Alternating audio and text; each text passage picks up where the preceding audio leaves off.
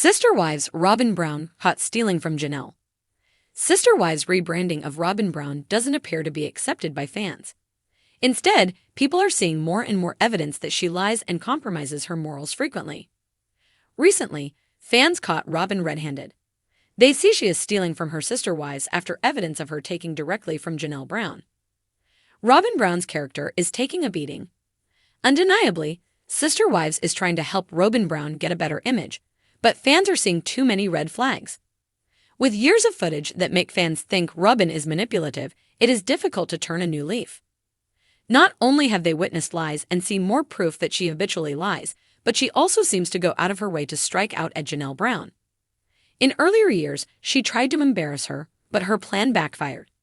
Likewise, Janelle says her kids couldn't eat freely at Robyn's house. Furthermore, fans also noticed how in season 19, Robyn stole from Janelle. Robyn Brown caught stealing from Janelle. On Reddit, Sister Wives fans discuss how Robyn Brown stole from Janelle Brown. First, a user says, Robyn stole Janelle's storyline. Then they add, so remember when Janelle said, Cody, I feel like I have to choose between my kids and this group. My kids don't feel welcome here. And Janelle saying, I'm going to choose the kids, I'm going to choose the dogs. Well, now Robyn is trying to spin that same storyline of trying to keep my kids safe, and that's why she's making the division and keeping her kids separate. Basically parroting what Janelle's concerns were, except putting her own spin on it. Robyn got this idea from Janelle, I think. Thoughts? Someone else adds, she hates Janelle so much. She hates them all so much and their pesky kids. I think she's threatened by Janelle. I also think that Cody is weaker for Janelle than he'll openly admit. There's so much more boiling in that relationship than we see. Some think Robyn Brown is a natural kleptomaniac. Robyn steals everyone's story. You've noticed it through the years. So many. It's crazy. Scary. Fans remember many stolen things. Previously, Sister Wives fans noticed that Robyn Brown liked taking Cristin Brown Woolley's orange. Seemingly, she needed to take on her sister wives' traits to stay valid for Cody Brown. That and Robyn tried to pretend she likes gardening like Janelle. You were so right. She stole little parts of all the OG3. Took Mary's turkey and photography, Janelle's gardening and financial planning, CFO title, Cristin's child caretaking, and stay-at-home mom title. They all had their own lanes, and then Robyn came along and swerved around it all since she desperately lacks in her own natural talents and personality. ETA. Now with the OG3 gone, let's see what you got, Robyn. And shopping doesn't count. Another viewer remembers a striking resemblance between Robyn's drawing and Cristin's family photo. Most don't question Robyn borrowing from the OG3. The user says, and don't forget this, then adds a photo. It was a brisk, chilly morning in Flagstaff when Janelle Brown first noticed something was off. The fall leaves crunched beneath her boots as she stepped out onto her back porch, her coffee steaming in her hands. For the first time in weeks, she felt a semblance of peace. The recent arguments with Cody were behind her, and the promise of a quiet day was enough to lift her spirits. But that peace was short-lived. As she sipped her coffee and glanced toward her storage shed, a flicker of movement caught her eye. At first, she thought it might be a raccoon or one of the stray cats that occasionally wandered through her yard. But as she squinted, she realized it wasn't an animal at all. It was a person. Her heart skipped a beat. Who would be rummaging around in her shed? She set her mug down, grabbed her phone, and started toward the shed with determined steps. The figure was hunched over, their hands moving quickly, stuffing items into a large canvas bag. Janelle recognized the scarf first, a flowing, bohemian print that Robyn often wore on her confessionals. Robyn. Janelle's voice sliced through the crisp morning air. The figure froze mid-motion, the bag clutched tightly in their hands. Slowly, Robyn turned, her face pale and her eyes wide with guilt. Janelle, she stammered, fumbling to zip up the bag. I was just stealing from me. Janelle's tone was sharp, her disbelief evident. She crossed her arms, her stance firm. What on earth are you doing in my shed? Robyn's cheeks flushed crimson as she tried to come up with an explanation. I wasn't stealing, she said quickly.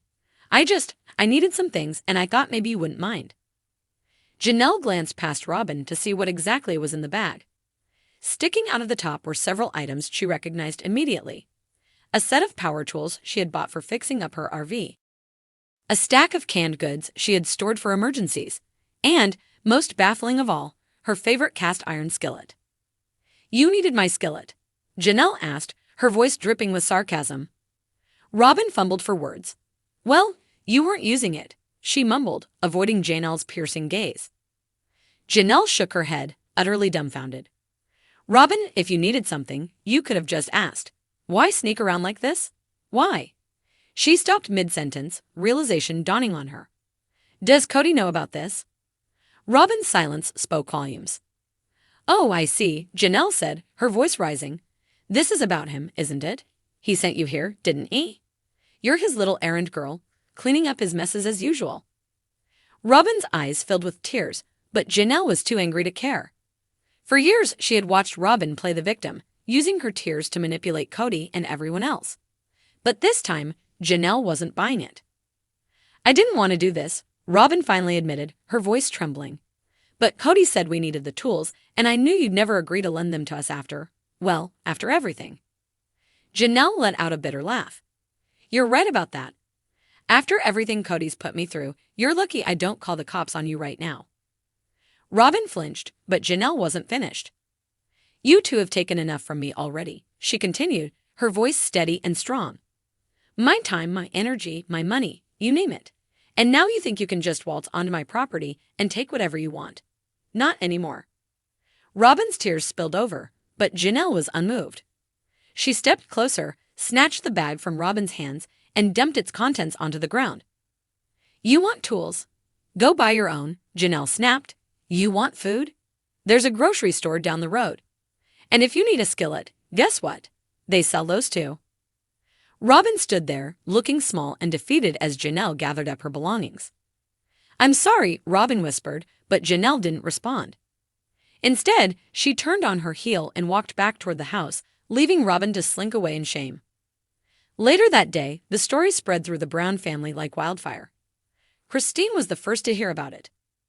"Wait, Cristin said, struggling to contain her laughter. "She actually tried to steal your skillet. That's just, wow. Even for Robyn, that's low." Janelle nodded, still fuming. "It's not even about the stuff. It's the principle of it, you know. The entitlement. The audacity." Cristin poured them both another cup of tea, shaking her head. "You know what this means, right? She's desperate. They both are. Cody's little utopia is falling apart, and they're scrambling to keep it together." Janelle sighed, leaning back in her chair. "Well, they can scramble all they want, but they're not dragging me down with them anymore." Meanwhile, over at Robyn's house, the atmosphere was tense.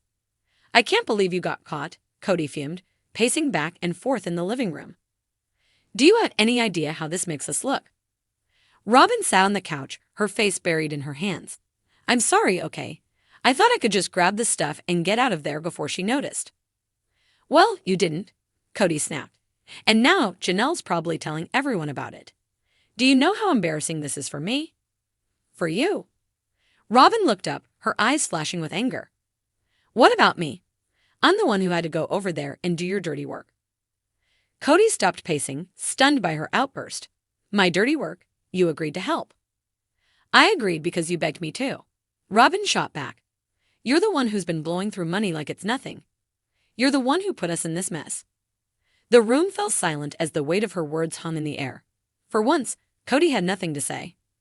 Over the next few days, the incident became the talk of the town. Fans on social media had a field day, speculating about what would happen next. "Janelle is a queen for standing her ground," one fan tweeted. "Robyn and Cody are spiraling, and I'm here for it," wrote another. As for Janelle, she moved on with her life, more determined than ever to distance herself from the chaos. She had wasted enough time on Cody and his games, and she wasn't about to let him, or Robyn, drag her down again. Because in the end, Janelle knew her worth. And she wasn't about to let anyone take that away from her, not even for a skillet.